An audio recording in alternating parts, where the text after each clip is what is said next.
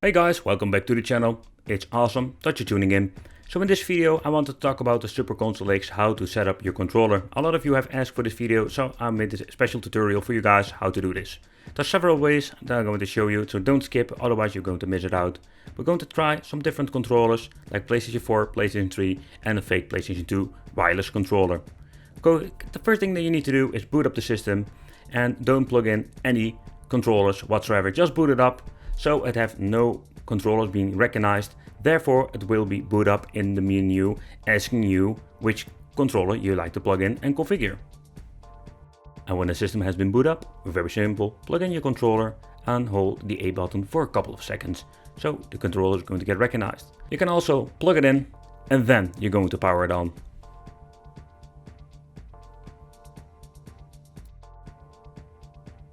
Alright, so when the system has been boot up, okay, there's already a controller connected. We're having two controllers, the other one is already configured.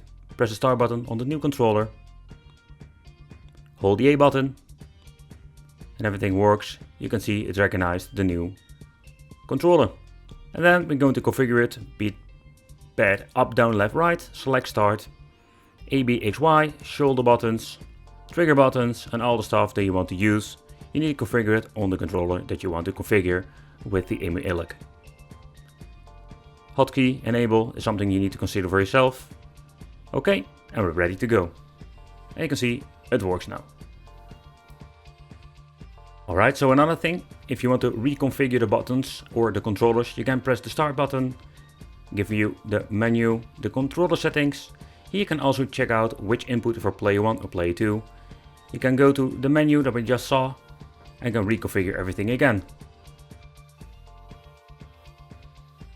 But if you're having multiple controllers set up, you can go back to the controller settings where we can put in the input player 2, player 3, player 4, player 5. It's kind of weird, but here you can see we can say which controller goes to which player. Just wanted to show you.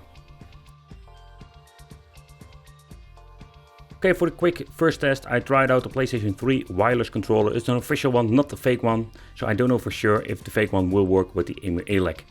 But the original one did have some problems.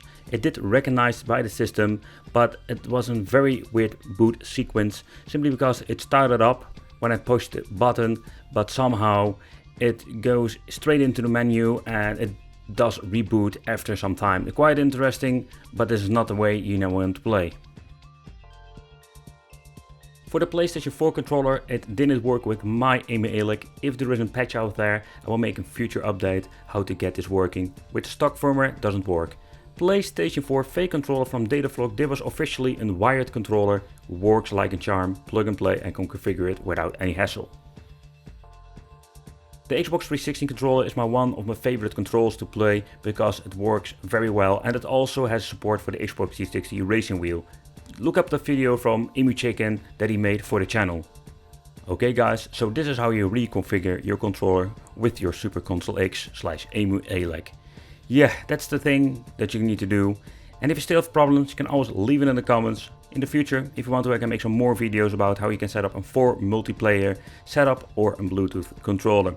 But I thank you for watching, consider subscribing, hit the bell, become one of the Wicked family, and I will see you in the next video.